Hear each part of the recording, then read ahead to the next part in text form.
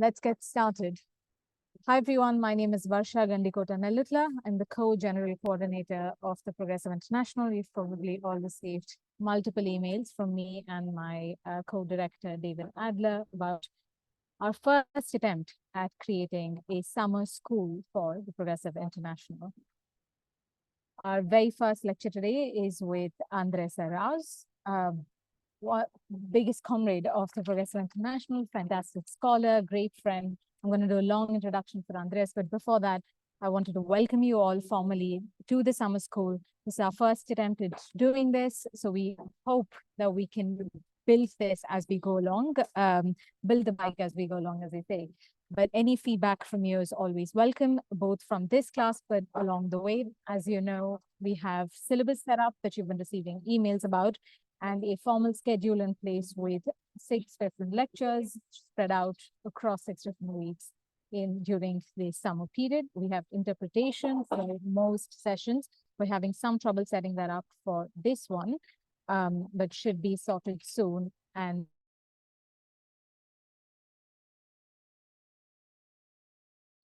you muted yourself, Varsha.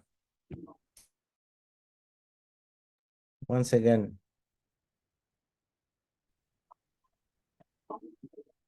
hi, Mani. Our admin is very eager to have a silent classroom, but is also muting me in the process.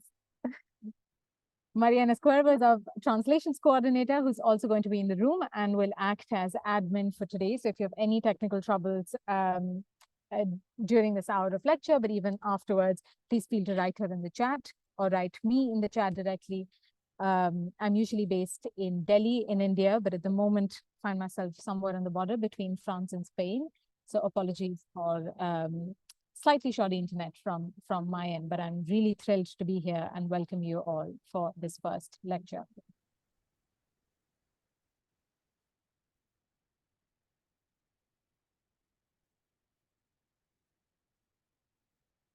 All right, without any further ado, I want to begin our first class, What is Capitalism, by Andrés Arauz. Andrés is the former President Governor of the Central Bank of Ecuador, former Minister of Human Talent, former presidential candidate, and currently fellow at the Center for Economic and Policy Research in Washington, D.C., one of the leading scholars on hegemony and global South sovereignty, and coordinated but unilateral action from the South on recovering its economic sovereignty and global governance institutions. I cannot think of anyone better to begin this summer course, and especially with this lecture on what is capitalism, to situate us really from both a historical perspective as well as a political economy one, on how the colonization of Africa, Latin America, and Asia produced a qualitative and a quantitative transformation of the global economic systems, what that new opening of new markets created, but how has that feudal system of production changed to a new dynamic system? What really was capitalism? What is capitalism now? And if we can, only when we understand it, can we ask the questions of how we might be able to transform it, both at a structural level, but how these class dynamics have changed our society and how we might choose to change our society in this moment. So Andrés, I want to turn it over to you. And for the class, if you have any questions, please put them in the chat, either to me or to Maria Inés Cuervo, who you will see in the participant list. And any further questions and feedback, which we'll once again open it up towards the end, you can write to us on email at info@progressive.international. Welcome to the PI Summer School once again. Andrés, over to you. Thank you so much, Varsha. I'm really happy to participate in this summer school with all of you. This will be an introductory lecture on global capitalism, so that in all of this conversation that we'll be having today, hopefully we'll have a little bit of interaction towards the end. We will not only be discussing capitalism in theoretical terms, but truly functioning capitalism in the 21st century, in the reality of the day-to-day planet Earth, and even outer space, as we have seen from the billionaires that now have their own space programs. and how all that relates to dependency, hegemony, the institutions of global capitalism, and how they are in charge of the system, the hierarchies that are incorporated in the system, and some of the more contemporary characteristics such as financialization, and a bit of some of the cracks in the system and the spaces that we have to fight back, or to at least have some coordinated action that can give us a little bit of policy space and a little bit of breathing room in the context of this havoc that global capital has created for especially the peoples of the peripheries within the centers of hegemony, but primarily in the global south. So I trust that everyone has at least looked closely at some of the works that were in the syllabus.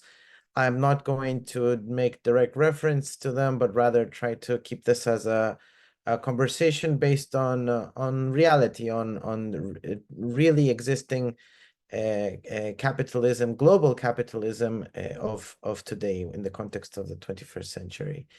So just to start, remind everyone that in the sort of foundational framework of the analysis of capital that we can find in Marx's work, Capital, just two key concepts that I want to mention here.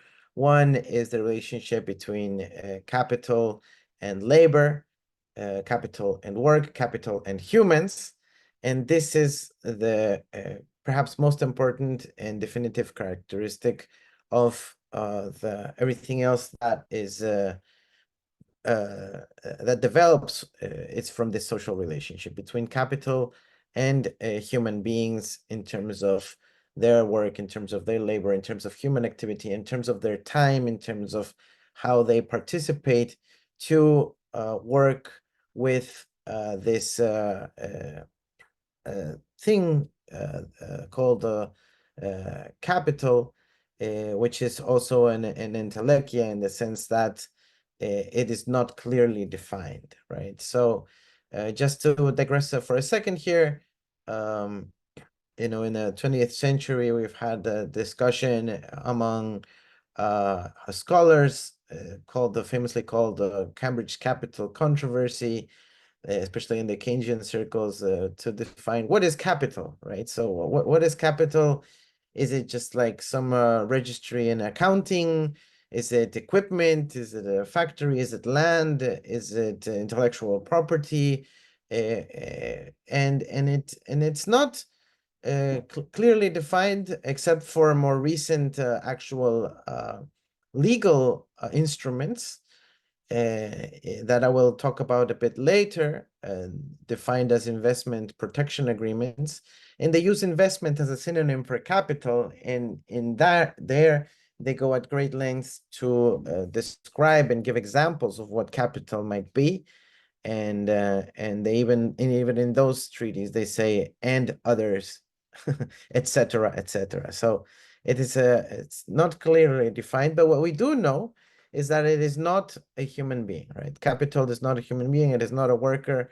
It is that which is the object of the capitalists, of those who have and exert property rights, and that have a fundamental objective, which is to increase itself, right? To multiply itself, to accumulate, to generate profits so that it can continue growing. And Marx defines this relationship in the famous M-C-M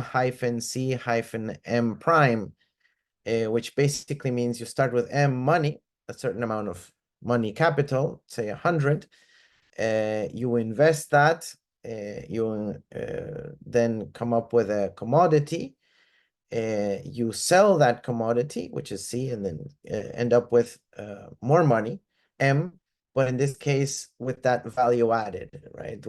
You invest a certain amount of quantity, you convert it into real goods, then you sell it for a higher amount than what you initially invested in, and you end up with M prime. And this is the logic of capital, to increase its value by adding value to it, being redundant here, but incorporating basically the value that workers put into it. Now, why is this important? And I will also mention this a bit later, because if you start with money and then you end up with more money, the question is, where does the money that people end up paying for these goods come from?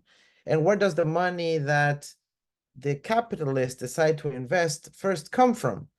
And you may think, oh, well, the cycle goes back in time. Sure.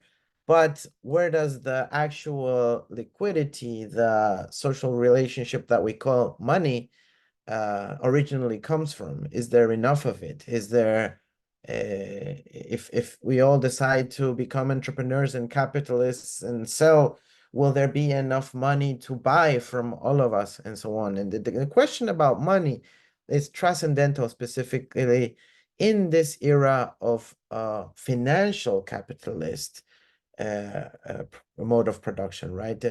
Capitalism is a monetary mode of production, especially 21st century capitalism. It's a financialized system where now, and I'm skipping here a few things, but I will go along the way. Now, it's not so much about MCM, money, commodity, money prime. It's just about MM prime. So what does that mean?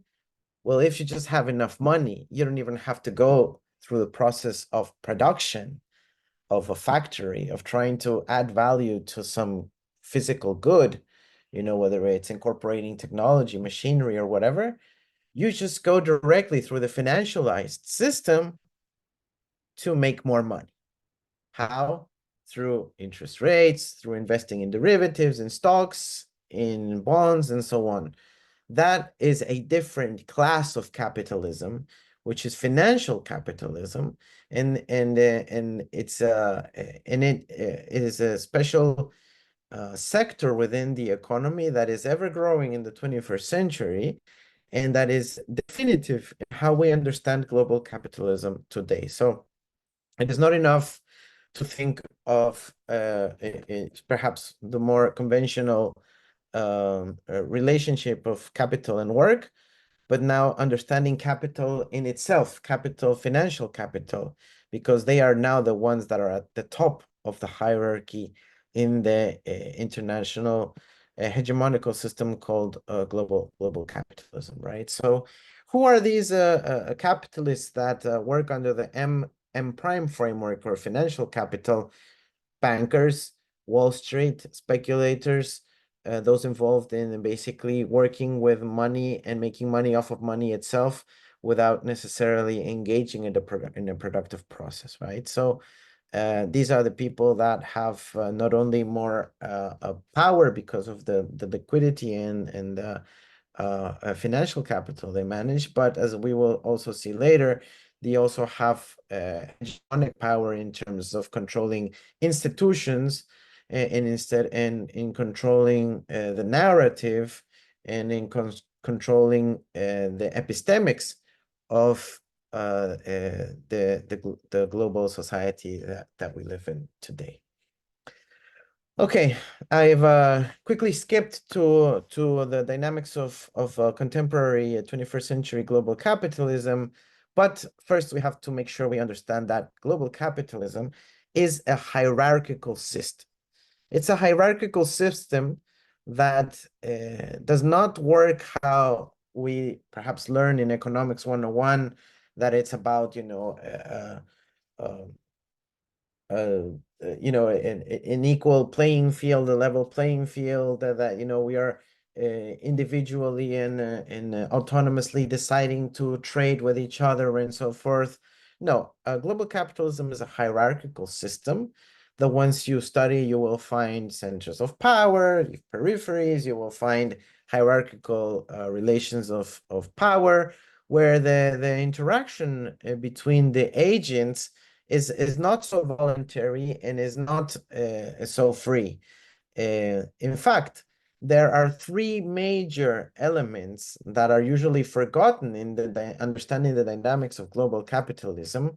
The first one is the relationship between capitalism and imperialism or colonization, right? So capitalism and global capitalism in particular requires for there to be a periphery where the value can be extracted from and where industrial goods from the metropolis can be dumped on and generating a cycle of dependency. So if you want to analyze global capitalism without talking about colonization or neo-colonization, you're already ignoring an entire basically 2/3 of the planet and the really existing social dynamics of global capitalism. A second key element is the nature of care, right? Of care and care work, specifically women's work within and without the household, which is not subject to a mercantile relationship, but which is absolutely necessary to sustain global capitalism, right?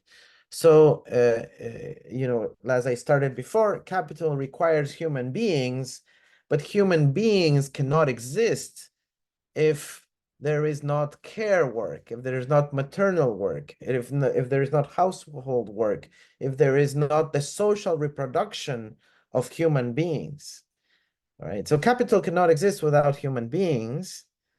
Therefore, it needs human beings. Therefore, those who provide human beings to the system are subsidizing, if you want to use a term that we may be familiar with, are subsidizing the productive human beings towards capital, right? And who does that? Primarily women through care.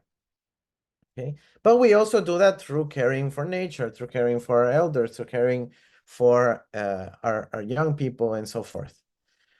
That is usually ignored in the economic dynamics of global capital, but it is absolutely necessary for capital to subsist.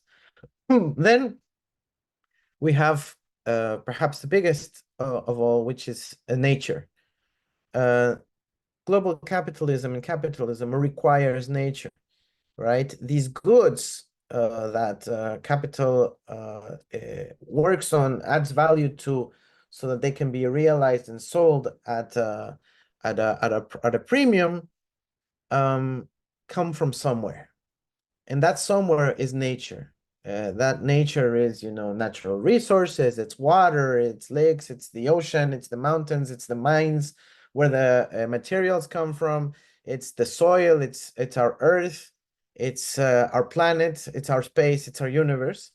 And if we try to analyze global capitalism without taking into account this biophysical nature where the system actually lives and is restricted upon due to the finite nature of resources, at least on this planet, then of course we are ignoring the really existing system of where capitalism operates, which is planet Earth, right? So this is absolutely important because not all societies are endowed with an equal amount of natural resources, or those natural resources have different institutional frameworks in terms of how they are enclosed, whether there is private, communal, cooperative, or public property of those natural resources. The access and the rate of extraction of those resources as they are incorporated into the global capitalist system differs in every society and even in every culture. And so we need to take into account nature as how it relates to global capitalism. So we have this foundational social relationship between capital and labor, which is really about capital and human beings. But we have these other relationships that are usually ignored, that with the periphery or the colonies or the neo-colonies, that with care, specifically women's work, and that with nature. But additionally, we have a new class of capitalists that is contemporary in nature, even though theoretically has been discussed by those like Marx, Lenin, Hilferding, which is financial capitalist class, basically the bankers, which are even on top of this hierarchy of materially existing relationships. Financial capitalism is immaterial in nature, but it is absolutely tangible when it comes to its consequences in the ordering of the hierarchy. Okay, this is some of the main elements that I wanted to mention. And as you can see, here we already have some clues as to what may be mechanisms and ideas and initiatives that can be taken to fight back against this hierarchical system, right? Because if you have these things that have been ignored, then you can definitely try to find the cracks within the system of these elements that have been ignored and say, maybe if we can make more emphasis here, we can have capital have a little bit of a harder fight. They will have to struggle a bit more. And here maybe we can win some space for those in the subordinate sections or components of this hierarchical system. Another key element here is money, as I already started mentioning.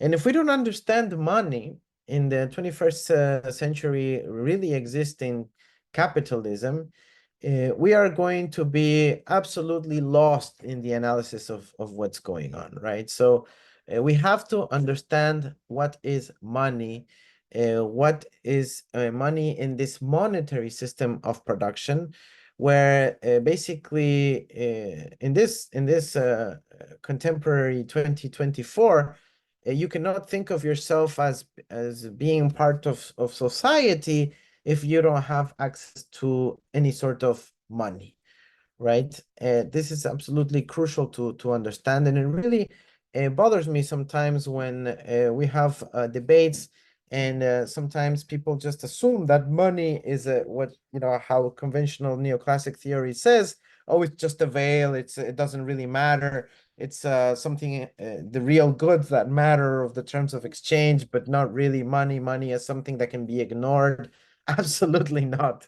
Those who control money are those who control the system, and understanding money is absolutely crucial. And I think that in classical Marxism and Marxist thinkers, money is not analyzed profoundly, and it is sometimes just considered a commodity, which is the general equivalent, something that society agrees to make reference to. But it does not work like that, because 97% of truly existing money in the sense of the social relationship that gives the right to deploy liquidity for another purpose is actually credit-based money.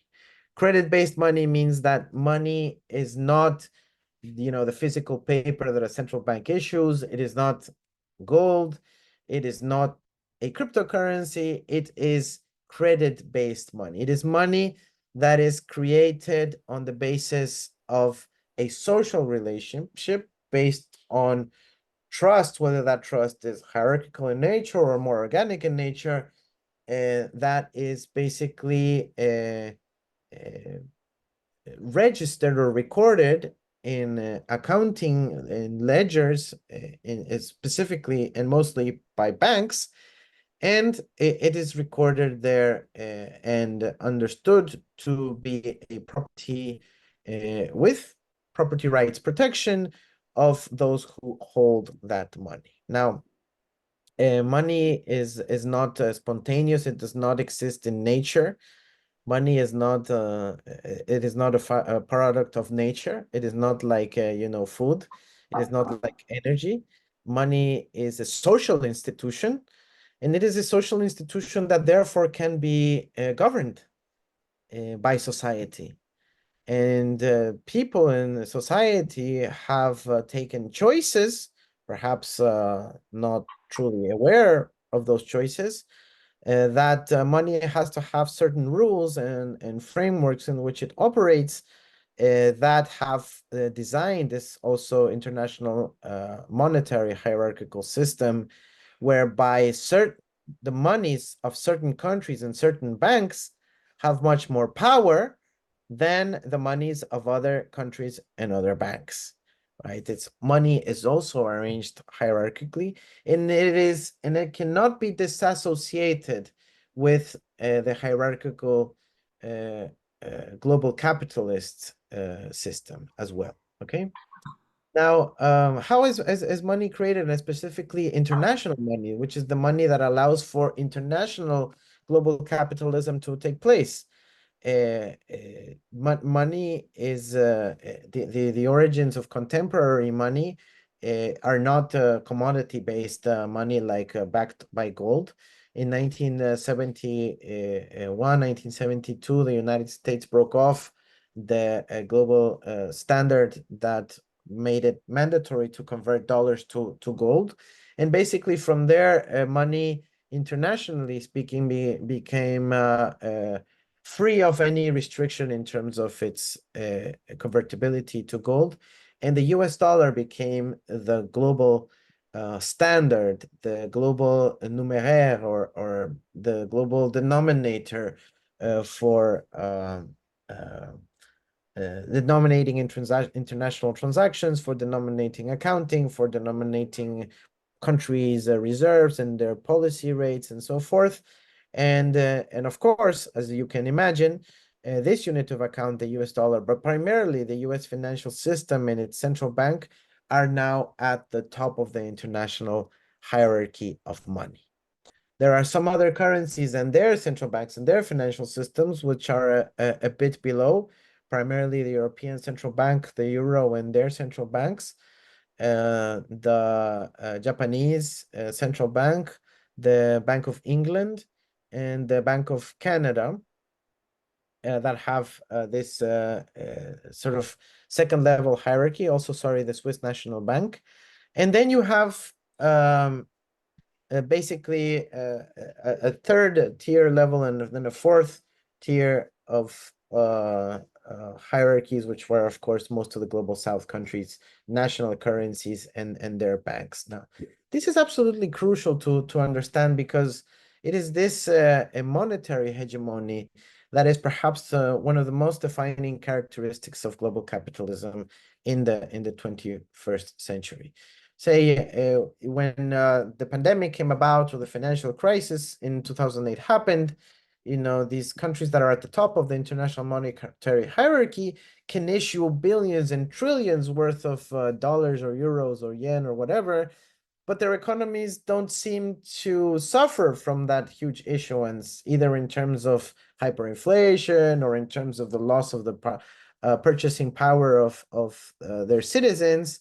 But if you ask any one of us who's present here from the global South, if your global South country decides to issue billions and trillions worth of your domestic currencies, well, they would become worthless. There would be huge crisis, hyperinflation, and absolute loss of power, purchasing power of your citizens, which will have imperial implications. Now, this asymmetry is what defines also these countries and their capitalist class, and how they relate to the global international system. If you can make money out of thin air, create money out of thin air with credit mechanisms, and use that to purchase real goods, such as fuel, such as electricity, such as food, such as equipment, such as technology. But if someone else cannot do that, well, there you have one of the prime characteristics of this asymmetric and colonial global capitalist system. So understanding money, where it comes from, the hierarchies within, the political economy of money, the banks and the institutions involved in the credit creation process and the monetary creation process is absolutely crucial to understand modern global capitalist system. Who has the privilege of access to money? Whose money is the money that is worth something around the world? Whose money is worthless in the rest of the world? This is absolutely important if you want to discuss what is global capitalism. So the question is, well, how did a country afford to become the top element in the monetary hierarchy? How how did that one country come to the top of this pyramid of money power, which is itself the power of global capitalism? And here we have three intertwined hegemonies that are working simultaneously and are absolutely associated to global capitalism nowadays, right? One, and it is absolutely crucial, again, I insist, monetary hegemony, which we've now briefly discussed, but then you have two more that are intertwined, which is military hegemony, right? So if someone dares not to use the main monetary unit of account, they will face consequences, right? You have authors such as Jonathan Kirshner and Benjamin Cohen that explain currency and coercion, the relationship between monetary power and military power, which is very clear from some of the most recent 21st century wars, where countries that dare not use the main currency are faced with invasions and so on. And so military power is one of the key elements that used to enforce monetary power. At a second level, before military interventions, we have now the well-established system of economic unilateral coercive measures, also known as sanctions. I don't like to use that word because it implies that you did something wrong, and therefore you are sanctioned. You have to face a penalty. But they are actually unilateral coercive measures, which are measures that hegemonic powers take against entire countries, against entire sectors of a foreign economy, and so forth. So these sanctions or coercive measures have now had a huge impact against the Republic of Cuba, the Bolivarian Republic of Venezuela, the Syrian Arab Republic, and many, many, many others around the world that have dared to question the legitimacy and the order in this international hierarchy, right? So the system, this hierarchical system, has a design in place that can penalize, that can make an entire country suffer if they dare move out of this hierarchy itself. So it's a system designed to keep the hierarchy in place and to keep those asymmetries in place, right? So that's another dimension where these two hegemonies intertwine. But of course, military power and military hegemony require a third level of hegemony, which is perhaps the most legitimate of all, which is technological hegemony, right? If you want to prevail in military terms, you better have better weapons, not just more manpower. This is absolutely crucial. And of course, technological hegemony is also intertwined and closely associated with the two previous ones, right? If you have monetary power and you can acquire technology or get the best talent or hire the best people or invest more in science and technology because of this monetary power, then of course you can also have better technology. That is not a direct relationship, but there's definitely some key elements in there that make it happen. And of course, if you have a military power, you can access the natural resources, the minerals, the energy required for this technological prowess as well, right? So these hegemonies are intertwined. There are many others, of course, that we may talk about later. But I think these are crucial ones to understanding how global capitalism moves about.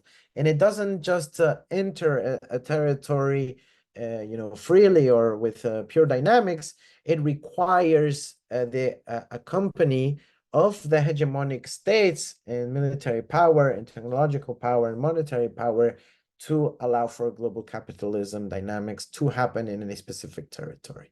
Okay, so that's that. Now, a second sort of great area of issues that I wanted to talk about, especially from a perspective of someone from the global south, are the issues of dependency, right? So truly existing global capitalism, the contemporary 21st century capitalism requires that we understand dependency, right?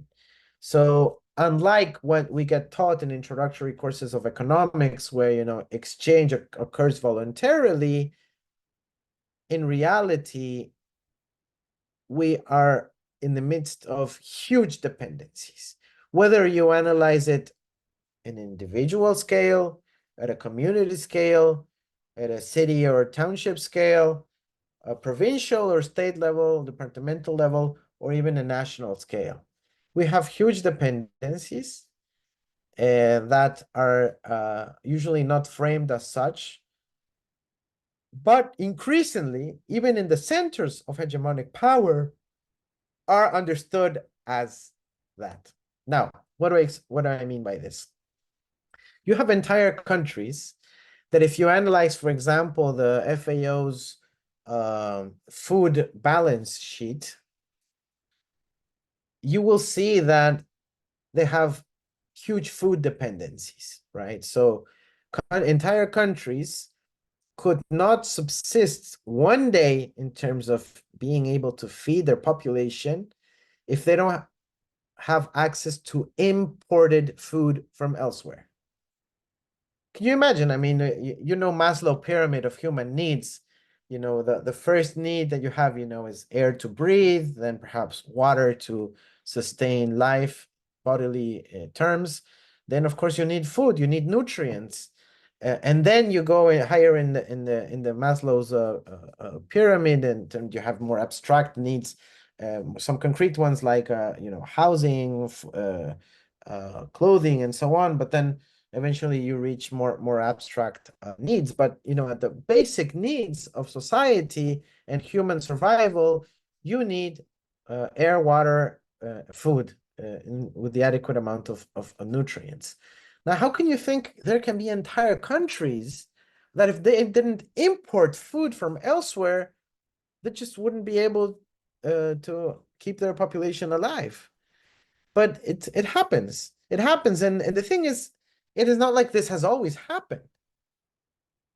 You see, many of our countries in the global south, where the term is food sovereign or food secure, which is a little bit different, they were food sovereign, you know, only 50 years ago.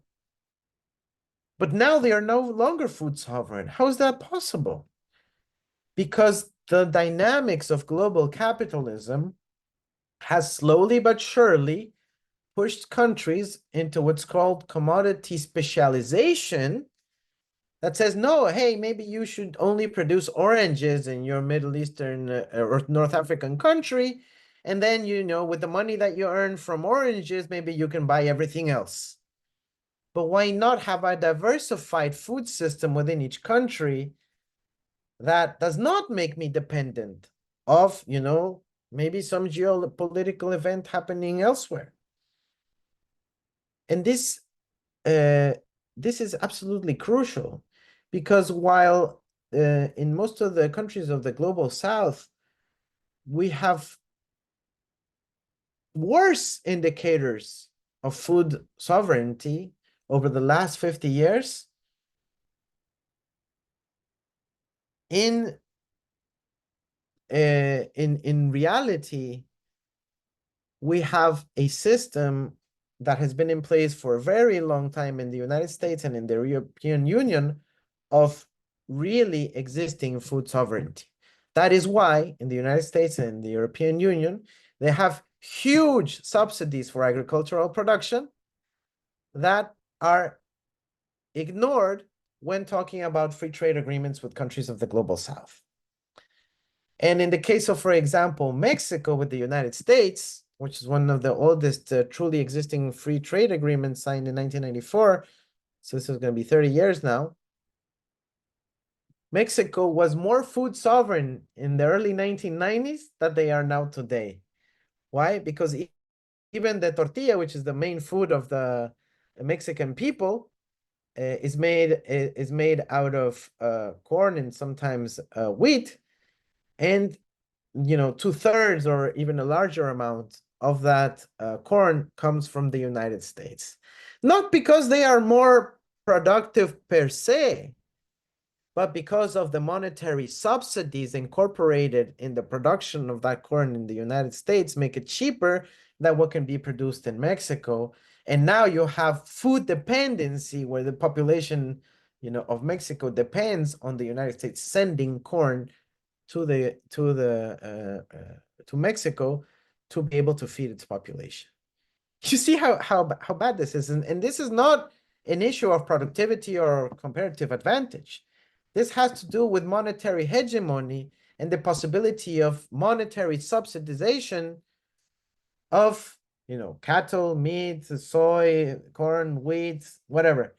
A lot of agricultural production in the United States that makes it more competitive in international terms and therefore creates dependencies for the countries that now have to acquire these food items from the United States rather than produce them on their own, right? So this is absolutely very, very, very important to understand. This has been a fight that the Global South has been having against the EU and the United States in the framework of the WTO for the last 30, 40 years without any sort of success. Okay, so this is absolutely crucial to understand. The food dependency issue that the world, the third world, the Global South has because of the subsidies present in the agricultural policy of the European Union, in the agricultural policy of the United States and also Canada, okay? So this is, again, absolutely crucial to understand food dependency. And there are many, and we can go into many small examples of how countries ended up saying, oh, we're getting aid from rich countries and they're giving us free food. And of course, if they keep giving you free food for your 3 or 4 years, all the domestic producers of that food will go broke. And then, of course, now you have dependency. So how does aid create dependency by altering the dynamics of domestic productive sectors? How, the impossibility to establish tariffs at the border to try to limit the competitive advantage of foreign foodstuffs also weakens your domestic capacities and then make you more vulnerable and dependent to the provision and supply of food from abroad. And of course, I don't intend this to make this a universal issue because you have many very small countries, sometimes landlocked countries, sometimes countries that do not have adequate endowment of natural resources to create their own food supply at that level. But it does apply to basically most medium-sized developing countries in the world, right? Of course, even in the case of smaller, less endowed countries, there has to be a discussion on mechanisms that guarantee their food security of their populations without these dependency dynamics happening. Now, you can say exactly the same thing about energy. There has been persistent policy from global capitalist dynamics that say we need to make countries energy dependent, right? We need to make countries have to depend on importing energy, primarily fossil fuels energy, instead of developing their own capacities to industrialize their natural resources and to be energy self-sufficient. Or they say, no, we don't want you to build renewable energy sources so that you can continually depend on imported energy from abroad. And then here we can talk about, again, the case of Mexico, where for decades, they weren't able to supply their own country, their own population with domestic fuels, even though they produce enough oil to supply their entire economy with fuel, but they didn't have the industrial capacity to refine or to convert that oil into gasoline, into diesel, and so forth, right? So here comes the question of industrialization. And if you think about it in more contemporary terms, in the context of the transition, there are many countries that produce minerals that are key for the transition, such as lithium to make batteries, copper for electricity to travel, and many other minerals that in high-tech equipment to make this happen, but they don't have the capacity to industrialize that and to use that for their own purposes. And here comes one of the main discussions that you can even find in Marx's earliest works, which is, exchange value versus use value. So what they say to policymakers in countries like mine, in Ecuador, when we say, hey, we want to have a refinery so that we convert the oil that we have into diesel and gasoline, so we can power our energy matrix and our transport vehicles and so forth. They say, no, really, you don't have to do that. Why don't instead you sell your oil to us, and we give you dollars, and then with those dollars you can buy whatever you want, right? So that's the global capitalism will always emphasize more in narrative terms. Oh, exchange value is so much better than use value.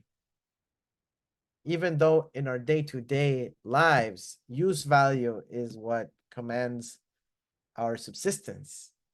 But of course, exchange value is what allows for accumulation of profits and the increase of capital. Right? So exchange value is, okay, I have food, but if I sell that food to someone else, then I can buy whatever I want. But use value is, oh wait, with that food I can eat, right? So if I just sell all the food that I grow, and then I start to buy PlayStation games or whatever, I may not survive. But even if I don't sell that and I eat what I grow, I will survive. So subsistence is closely associated with use value and thus food sovereignty and so forth. In the same case with fuel and energy, right? Then we have more sophisticated mechanisms of dependency, one of which is also a health-related dependency. So the dependency on medicine, vaccines, health equipment, and sophisticated technologies related to human health. There have not been enough studies on this, but I think we all saw what happened during the pandemic. And during the pandemic, there were many health-related items, such as masks, that, for example, Caribbean countries were importing from elsewhere, I think from Asia. And while they were transbording in the city of Miami in the United States, the US government said, nah, I'm going to keep those. I won't let those masks reach the Caribbean countries. And that just shows you not just the intertwining of these hegemonies that we've discussed already, but the fact that we don't have our own capacity to produce even the most basic things, such as masks, in the context of a pandemic. Now, if you go even to more complicated types of goods, like vaccines or sophisticated medicine or biologics and so forth, then we're talking about a very asymmetric distribution of power in terms of human survival, once again, right?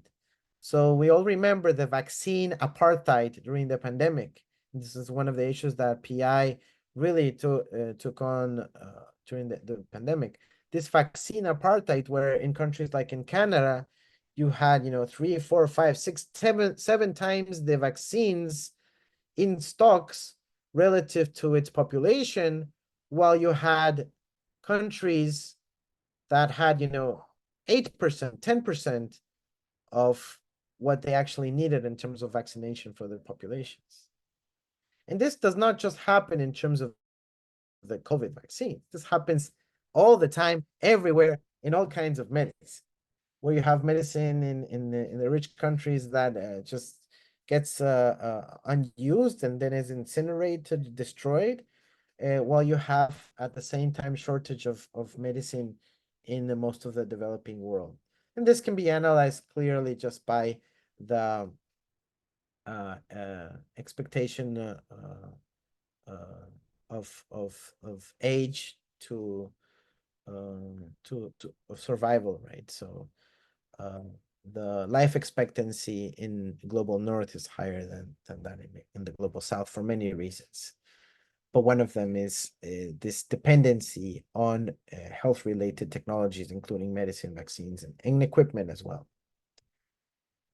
Just quickly here in parentheses, one of the more novel aspects of this dependency is the issue of what we call human talent, or also the brain drain, right? So poor developing countries invest so much money to train, nurses, doctors, and training a doctor, a physician, especially with an advanced degree, takes 10 years. Imagine that humongous effort from the public university systems of countries of the global south. But then you have these veiled incentive mechanisms in the countries of the global north that say, oh, we prioritize the migration of highly qualified professionals from the global south to the global north, which is, again, another subsidy of the global south countries to the global north. And in this case, in life-saving technologies or life-saving dynamics, for example, the human talent, specialized human talent in the health sector. Another of the key issues is the technological dependence. Technological dependence is absolutely crucial in terms of the workings of the global capitalist system in the 21st century. The easiest example that we can think of, even as we're having this call, is technological dependence in terms of big techs.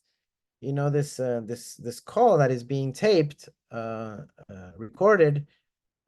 This Zoom is a San Francisco, United States-based company, and this communication necessarily flows through the fiber optic cables of each of our countries where we're connected, but meet in the Silicon Valley of California, and then travel back to each of our countries. And the recording is not being taped. I don't know, we have people here from all over the world, but it's not being taped in Colombia or in Uganda. It's being taped in the United States. And this technological dependence, of course, has implications for many other things, including national security implications. But if we go beyond software and we start thinking also about hardware, we do not have the same capacity to produce sophisticated technological equipment for many of our daily activities, such as agricultural high-tech precision agriculture, or the industrial capacities, or even the management of our electric grid and so on. They depend on software and hardware that is primarily of the origin of the global north. And this dependency, of course, already has a sort of price dynamics and monetary dynamics embedded in them, in the sense that it's expensive and you have to pay to access that and use, your restricted amount of hard currency of US dollars available to buy that. But also that once you buy that, you can't transition into your domestically made technology, because there are entire institutional frameworks, contracts, treaties, and so forth that forbid you to do reverse engineering, to do copying, to make your own versions, and so forth. And sure, you might say, no, but most of the stuff can be found open source. Yeah, that's fairly recent. And you have open source software, open source hardware, and that's the way to combat these dependencies. but there is, for every one of these technologies that are available open source, you have, 100 more that are closed, that have proprietary mechanisms, and that are embedded in the tools that we use in our daily lives, and especially in industrial processes that make this dependency truly a danger for aspiring in terms of a developing country to participate in the global framework. And then perhaps the more long-term, the more crucial of these dependencies is the epistemic and cultural dependency, right? So the TV content, the way our social networks, digital social networks are in place around the world is not such that, a homegrown Brazilian app is used around the world. It is such that it is hegemonic in nature, it's colonial in nature. Again, we're using Zoom right here, and we sent a message to connect via WhatsApp, and you open the email in a Gmail account, and these are all US corporations, wherever you are in the world. And and perhaps you want to comment on this and take a picture, screenshot of this and share it with the world. You'll do it via Instagram, Facebook, WhatsApp, or Twitter or X, which are all US-based corporations that have to follow the national security state obligations under the USA Patriot Act and so forth. And so this epistemic and cultural colonization and dependency that we face as countries of the global South is also part of global capitalism, right? It's and whenever there's an alternative such as TikTok, which is of a Chinese corporation, well, they're probably going to get banned in the United States fairly soon, right? So these issues are not, we can't be naive to think about these issues. These are true dependencies, just like, the cable networks and the fiber optic cables and TV and the satellites and the infrastructure required to deploy cultural hegemony are also associated to the military and technological hegemony that we discussed before. Now, quickly, because I'm gonna run out of time, but all this does not happen spontaneously. This happens with institutions that are in place, set up by these hegemonic powers and by capital, in association with the states that defend the hegemonic capital, to make sure that global capitalism evolves and happens smoothly around the planet. And by smoothly, I mean at a gunpoint. But when it's not specifically at a gunpoint, you have these institutions that are there to exert enough institutional pressure against sovereign countries, governments, even individual policymakers that may have initiatives to back away from the hegemony. So one of them is the General Agreement of Trades and Tariffs. Can you give me a second?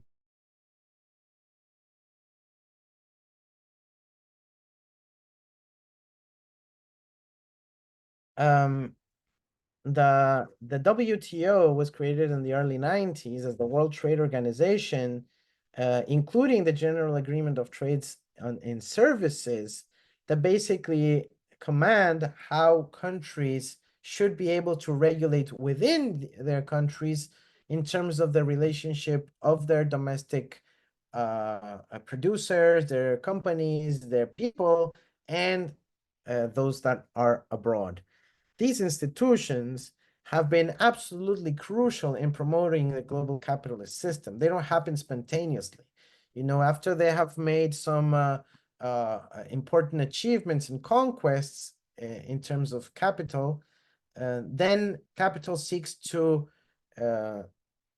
put these conquests on paper by getting international treaties approved, so that global capitalism isn't just a phenomena that we can study in our summer schools, but that it's actually an international treaty, okay?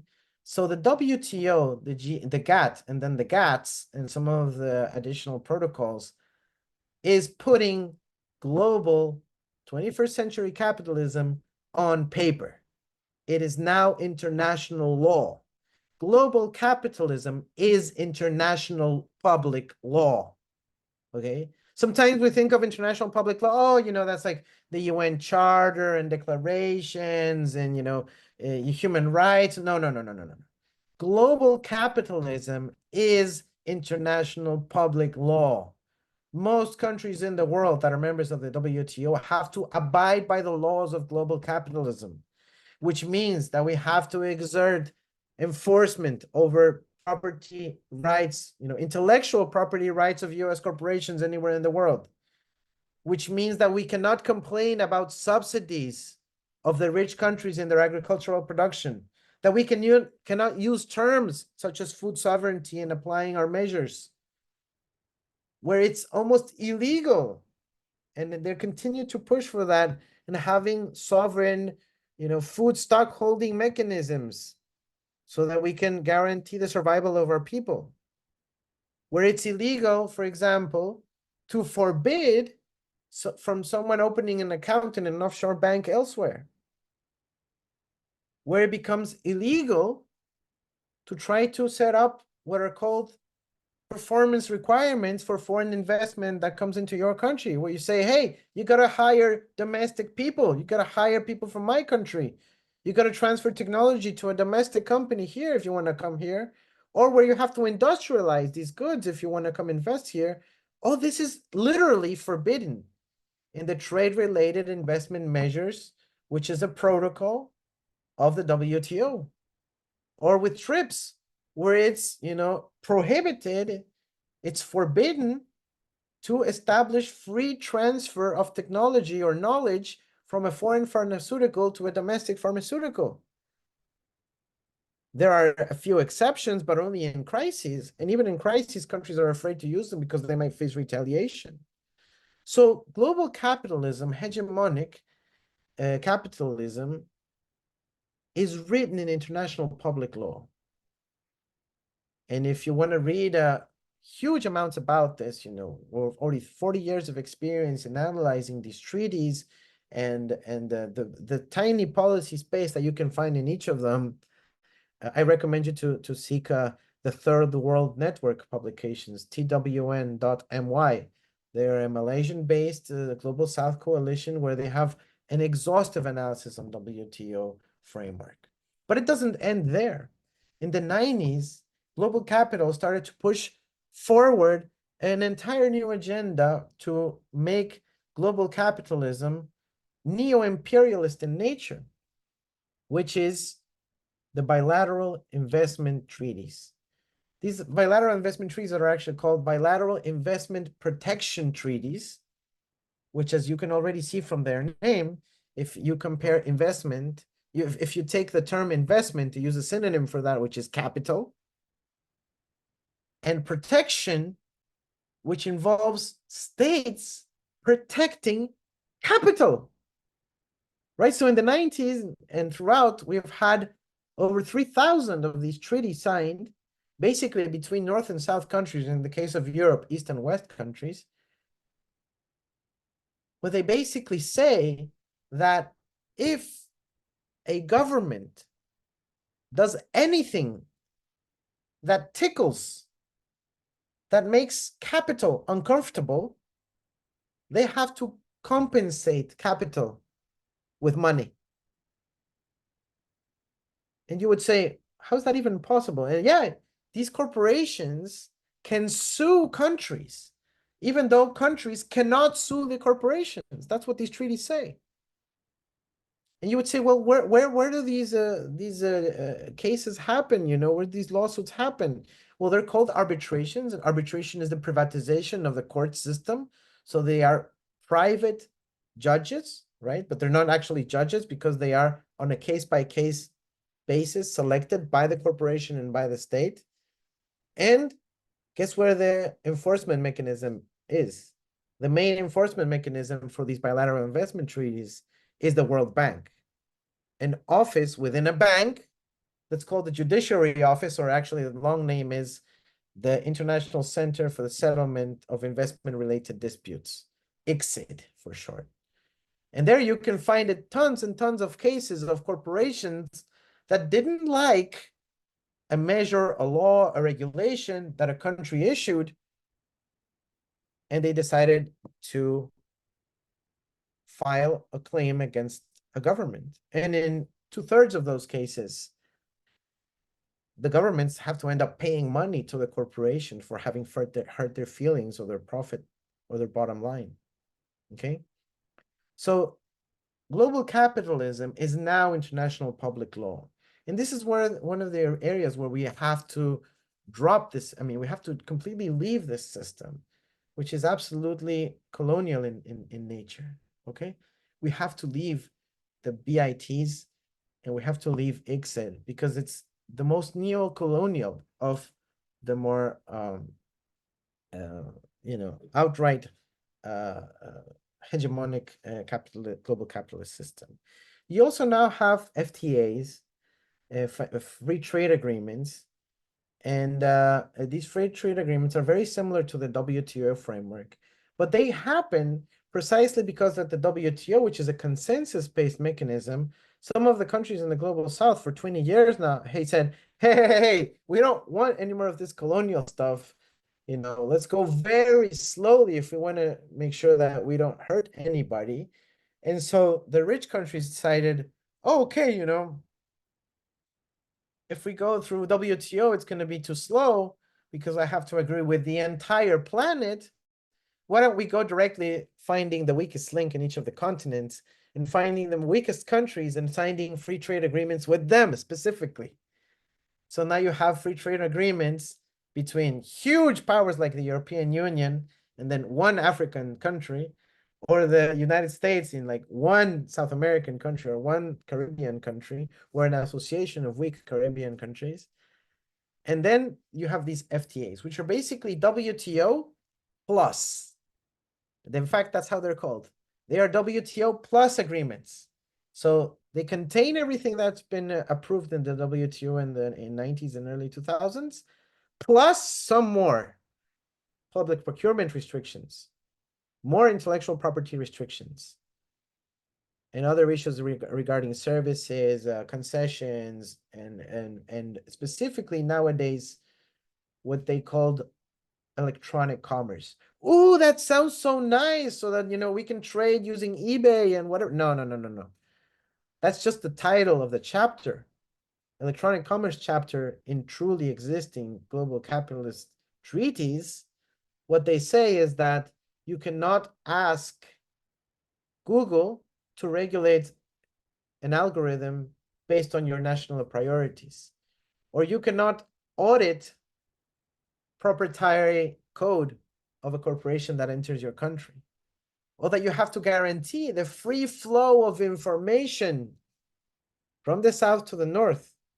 Because some countries, for example, India, are saying, hey, if you want to use the credit card system in India, you got to keep a copy of those files in India data servers, in data centers in my country. Well, these treaties, because they saw that some countries are starting to require that, are saying, no, you have to sign this treaty where you cannot ask our companies to have a copy of our files in your country, in your data centers, and that we can freely flow that information to the centers of hegemonic power in the global north. And as you know, data is the new commodity that allows for accumulation in the 21st century to happen. So this is not a level playing field whatsoever. This is geopolitics being deployed with all these hegemonies that we've talked about to allow for capitalist accumulation. And then you have many other entities like the OECD, which is a kind of intergovernmental think tank, but also has the enforcement of some of the treaties of this system to deploy all this. You have entities like the FATF, which with the excuse of anti-money laundering and combating financing of terrorism is actually used to exert surveillance over the entire country's financial system, and they can basically get access to any of your financial movements, even if they are not from your country. The United States has that privilege, and many other institutions that I won't get into, except for the World Bank, which I already mentioned, which is also one of the entities that gives loans to countries to supposedly end poverty, but in many times have actually been used to finance the type of projects that do not increase resilience and sovereignty, but rather those who increase dependency. So the World Bank has financed privatizations, have financed taking down the public stockholding mechanisms for foodstuffs and so on. And then a key institution in all of this is the International Monetary Fund. Remember that I explained that money is absolutely crucial to understanding this framework and the global capitalist system. Well, the IMF is the International Monetary Fund, which is the institution that enforces the money relationships between the countries. And most of what they do is basically use this dependency that countries have on hard currency, on US dollars, to say, hey, if you run out of dollars, it's time for you to knock my door, sorry. This is what the IMF says.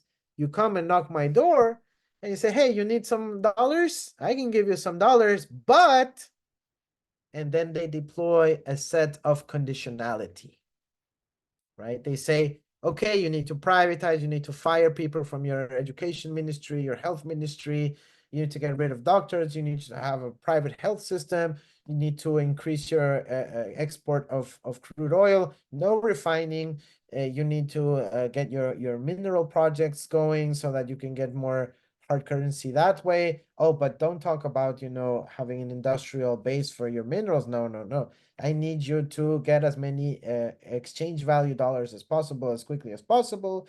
And they say, oh, and by the way, you have to liberalize your exchange rate and your interest rate so that banks can earn more money. And please get rid of all these restrictions that you used to have where where companies cannot send their profits back to their home country. You have to allow them to send them back to their home country. And of course, capital flight then becomes a huge issue for these countries, and a permanent problem of dependency develops, monetary dependency, okay? And that keeps countries on check all the time, because if they have to be subordinated to the International Monetary Fund, they will never leave that what is called a debt trap, where they say, we'll give you a loan, but you have to do all this, which actually weakens the possibility of repaying the loan. But then what happens? They have to come back again to the IMF in the next round until colonization is completed. And of course, it is never completed. So it becomes a debt dependency, a debt trap. And it is one of the key institutions of the global capitalist system. Now, how does this all actually take place in terms of the more concrete social relationships? Well, financialization in the global capitalist system happens through what are called enablers of that financialization. Besides all these treaties that I mentioned, you would think, how do these countries actually sign up to these things? If it hurts their country so bad, why do they sign up to these things? Well, financialization happens with what are called enablers. You have law firms, specialized law firms that, sometimes are the most prestigious, law firm institutions in the country that usually, have the business of the global corporates, foreign global corporates, K Street firms, Magic Circle firms in the case of the US and the UK. Similar, I'm sure, everywhere in each of our countries, you have to identify who are the law firms of the foreign corporate transnational companies, okay? Consulting and audit firms known as the Big Four. These are big firms such as Ernst & Young, PricewaterhouseCoopers, Deloitte, and KPMG that do most of the accounting for most of the global capitalist corporates. And they are in charge of doing consulting for the government, for the companies, And of course, when they do the consulting for the government, they say, hey, why don't you give the contract to the companies? And they also help the companies evade taxes at the same time. And they also help in lobbying, which is how they get to persuade policymakers to sign up for these things, right? They become accomplices of lobbying, where in some countries it is legal, and outright corruption, where they co-opt the domestic elites and they say, hey, why don't you sign up for these things that are maybe bad for your country, but maybe good for you individually? So global corporate capitalism of the 21st century cannot be possible without corruption of the elites in the policymaking world that are closely associated with the interests of the foreign and therefore hegemonic capitalist class and of the populations of that respective countries. And finally, I just want to reflect on spaces and initiatives we have to fight back this entire system that is truly existent, and it's very hard to fight against, but there are cracks within the system where we can try to find spaces to fight back. And they are associated with the blind spots of the global capitalist system, right? So, and this is why the international reactionary or the ultra-right that has been gaining a lot of power and influence in the last decade or so is going to emphasize on these cracks because they see that we are fighting back with these elements. We have to reappropriate the fight for decolonization, which is decolonization in terms of international relationships, north-south, but also internal. You know, the displacement and the migration processes as a consequence of global capitalism has created colonization within the centers of hegemonic power and has facilitated and should even more help to make visible the colonial relationships between the centers of hegemonic power and the peripheries, which is the global south.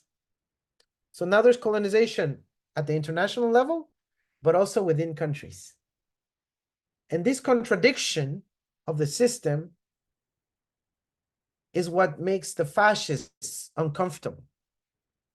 And this is why one of the key narratives of the fascists is to do away with any discourse on decolonization, on racism, and so forth, because it is powerful in revealing the hierarchical and colonial nature of global capitalism. It makes them very uncomfortable to see this reality.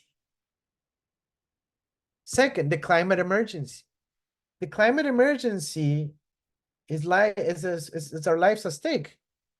And it is definitely pressuring the system in many places. Of course, capital is going to try to take advantage of this and use it for its own good. But we as humans, and especially those in their subordinate positions, have to take advantage of this to try to find more cracks and contradictions in the system and say, hey, if you in the global north are using this because of the climate emergency, we've been having environmental degradation and damage for hundreds of years now, including the huge ecological debt that has made possible the success of capital in the centers. Therefore, we are going to use the same measures that you are using, but for our protection, right? So climate emergency has to be invoked to defend the interests of the global south countries. Anti-patriarchy. This is also an issue that makes fascists very uncomfortable. Climate emergency also makes fascists very uncomfortable. Because the moment we reveal that capital can only subsist because of this huge subsidy that women provide to the reproduction of human beings and the human species, and the fact that that needs to be recognized by a system that perhaps cannot even survive for a few decades if we start to internalize the costs of providing humans to the system for its capitalist reproduction, then it's definitely an issue that we have to bring about, right? And this is also why in international fascism is an issue that they don't like. And finally, the issue of human rights in general. human rights, which was an agreement after World War II, you know, the Charter and the Universal Declaration of Human Rights, if it was proposed today in 2024, it would not be adhered to by many nations of the core of the global capitalist system. They would say, what? Universal right to education? What? Universal right to freedom of speech, to self-determination of the peoples and so on? Non-interference in other countries' affairs? And in general, the Universal Declaration of Human Rights would not be accepted by fascism today. Which is why we have to continue to try to reappropriate the struggle of human rights as an instrument of defending humans in this relationship between capital and human beings. That is the foundational element, the constituent element of contemporary global capitalism. Thank you very much, everyone. It was a great chat, and I'm happy to engage with you all if you have some questions. I don't know how this works in terms of the interaction. I don't know if Varsha, you're still around.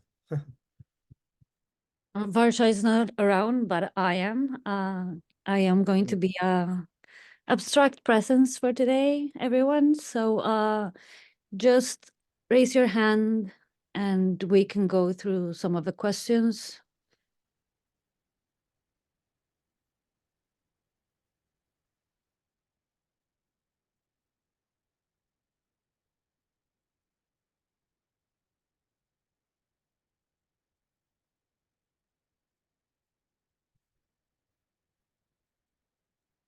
Okay, I see Huckleberry first on my screen, so you can unmute yourself and go ahead.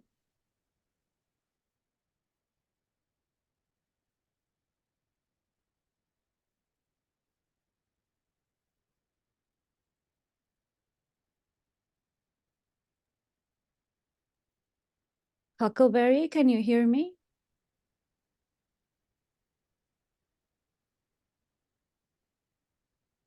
I asked you to unmute.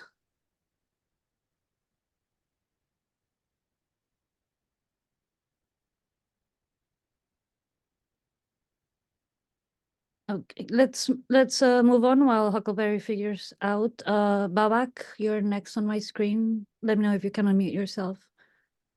I don't know if I can, but you can now tell me if I have been able to. There we go. Thank you very much, Andrés. That was a very nice presentation with lots to unpack. I have two questions, if I may.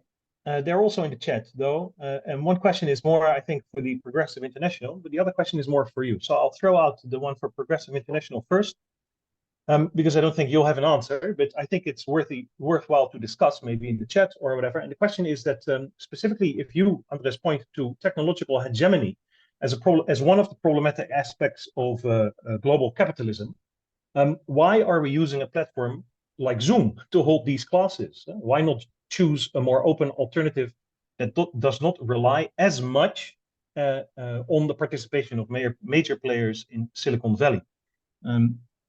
But I don't expect that you are going to have an answer for that.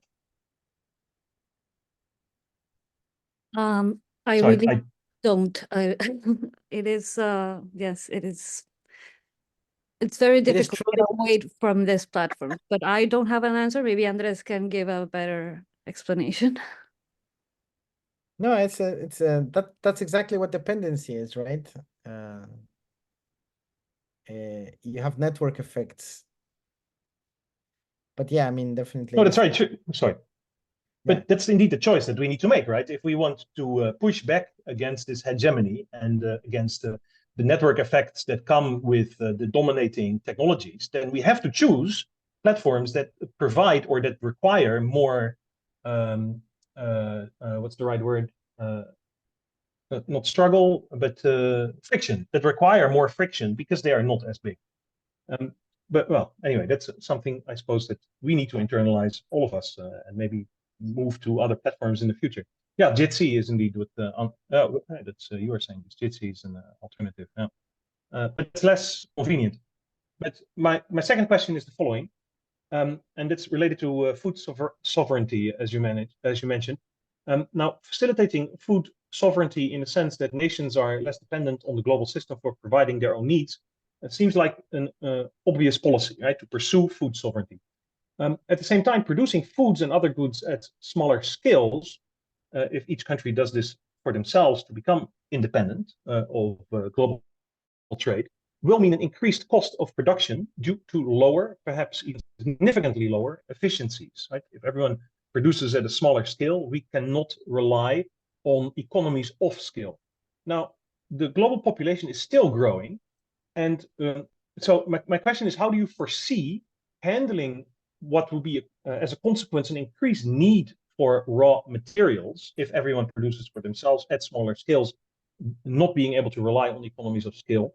How do you see that fitting in a world that's already consuming too much? What is it? The world uses up its resources for a year, halfway through the year, because we consume so much more than we put back in terms of sustainability. So how do you see that moving forward, pursuing food sovereignty?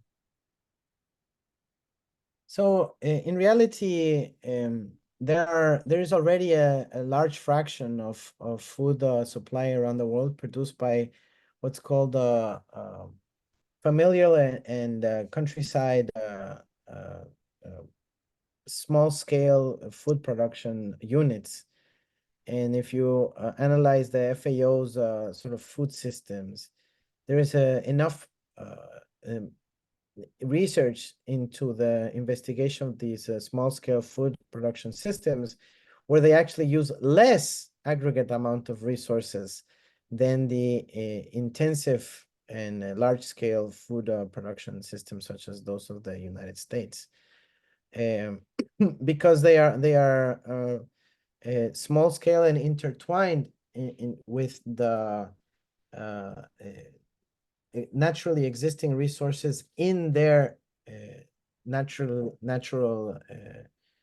production areas, right? So, for example, by crop rotation and so on, and small scale production systems, you have less use of fertilizers, of other inputs, and so on, than when you have basically extensive monoculture production systems. Now, I'm not saying that we have to go like backwards in terms of technological advancement, but rather that if you have sovereignty as the axiom of the system, or food sovereignty at the national level, or maybe a bit smaller, like departmental level, then you try to maximize efficiency within that framework, right? But food sovereignty has to be a goal that has to be reached. Otherwise, the dependency, and especially in the context of these geopolitical adventures that we're now going to see within the next few years, the vulnerability is too high. And look what is happening in countries that are facing entire genocide risk because of this vulnerability. Yeah. Yeah, thanks. Maybe also to consider in that context that one thing that will also be less required is marketing around products that are produced in one single place and are shipped all over the world. They don't have to be promoted to be sold. So that's also an advantage. And also externalization of costs. For example, by transporting pears from, I don't know, Mexico to Thailand to be packaged, to be transported back to the United States, externalizes the environmental costs through shipping. And that will also be much less of an issue if goods are produced locally. And thanks, Andrés. There's another issue of dietary diversity, right? So what we have seen is a dietary push to homogenize the diet of people around the world, when it was much more diverse just a few decades ago. Yeah, indeed. Thanks. Okay, now Paul, you're next on my screen. Please go ahead. Thank you. Thank you very much, Andrés. So that was really quite widespread of covering just about everything you could. I had a few questions that you already answered. I just wondered two very specific ones. One is in terms of, for example, international development.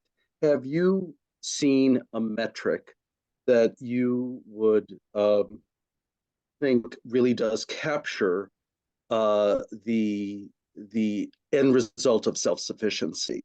You know, it's rarely mentioned in development studies, and when it is, it really isn't operationalized in any way. And so I wondered if that was something that you've come across in your own work. And the other is a really a simple question that I'm just not up to date on. Are the SAPs essentially still in effect for taking out IMF and World Bank loans? Are there still these contingencies that result in, for example, decentralization? I work in health, and decentralization of health is rarely discussed in higher education for some reason. So I just wondered if that's still a concern. Thanks so much.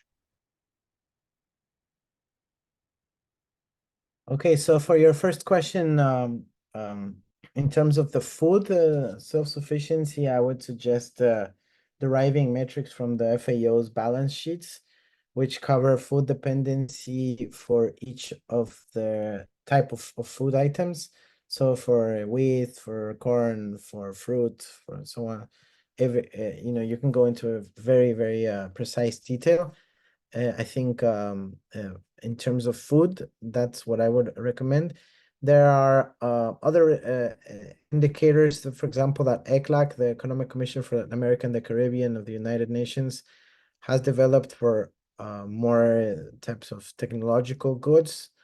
But yeah, it's a metric that has to definitely be further developed for these types of critical analyses. And regarding your question on the World Bank and health decentralization, I really don't know the answer. I know that in the early 2000s, there was a push, a lot of activism that pushed U.S. Congress to commit to funding for the World Bank as long as they did not push for privatization in health and education. But I don't know about decentralization, which of course differs in every country according to sometimes local governments are weaker, stronger, and so on. So I don't know the answer to that, sorry. Okay, thank you very much.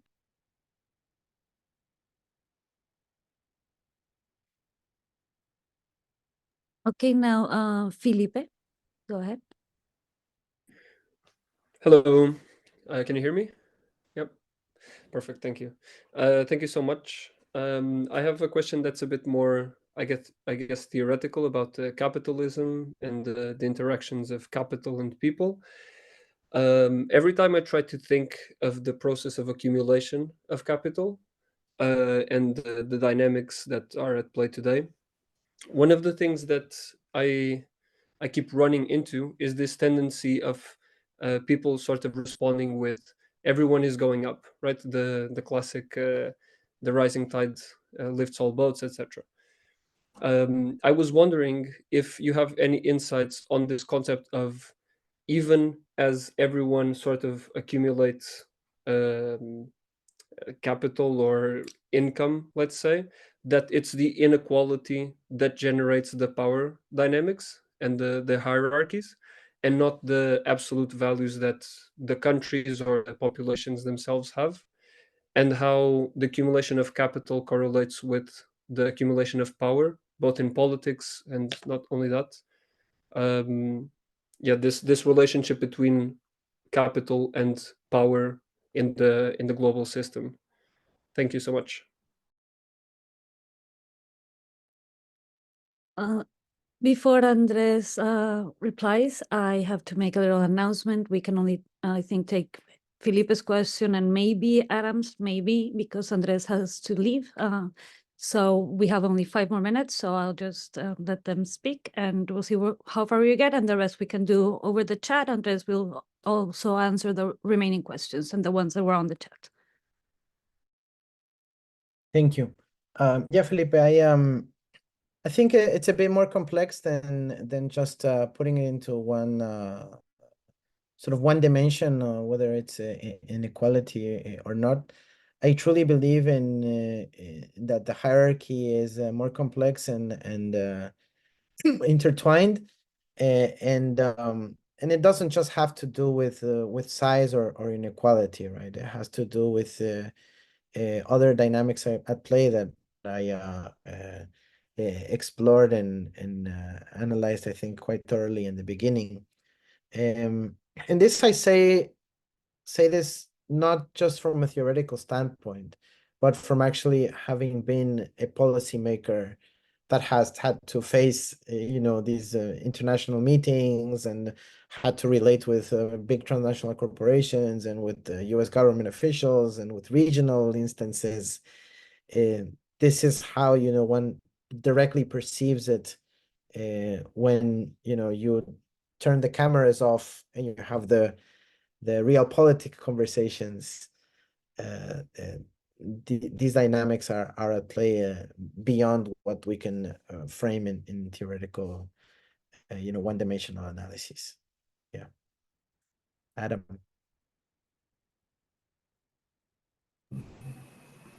Hi.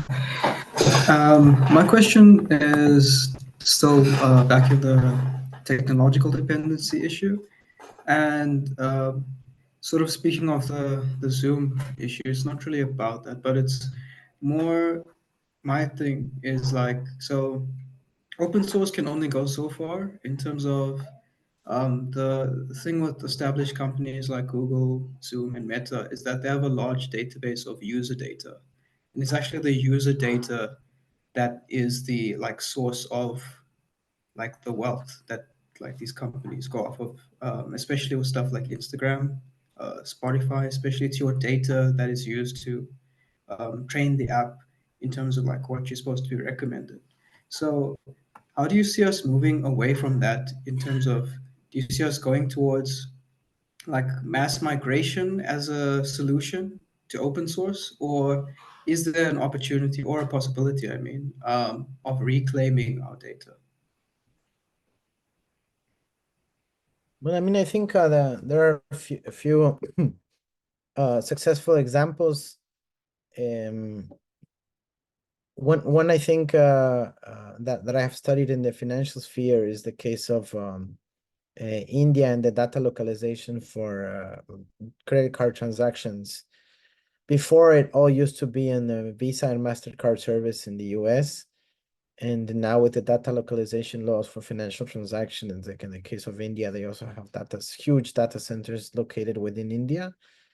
And the next step is to how that information can be opened with enough protections, but for the use of domestic research centers, universities, government, and then can be repurposed and spun off into entrepreneurial activities. So I think there needs to be an agenda in that sense, a global South agenda. Of course, the giants like India and China have already been using and doing that for a few years now, but it should perhaps be approached at a regional, supranational level from, say, the whole of countries of Africa, the whole of countries of South America, and build alternatives quite explicitly. This does not come about spontaneously.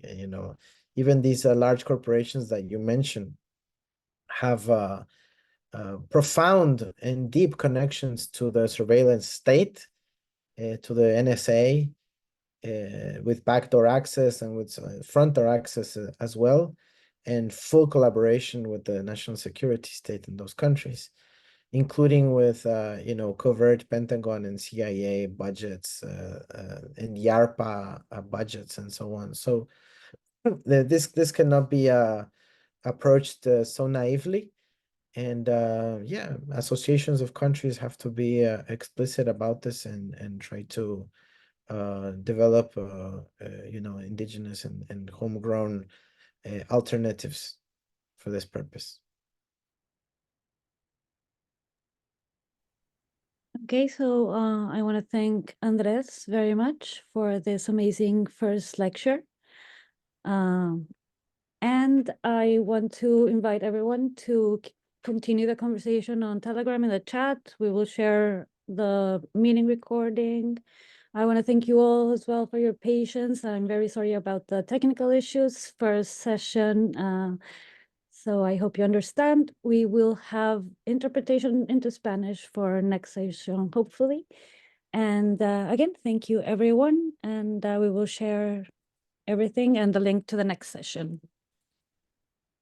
Thank you all. Thank you so much, Mane. Thank you everyone for having and listened and your participation. I'm glad that it was engaging and thoughtful for all of you. Thanks for being in the summer school as well. Take care.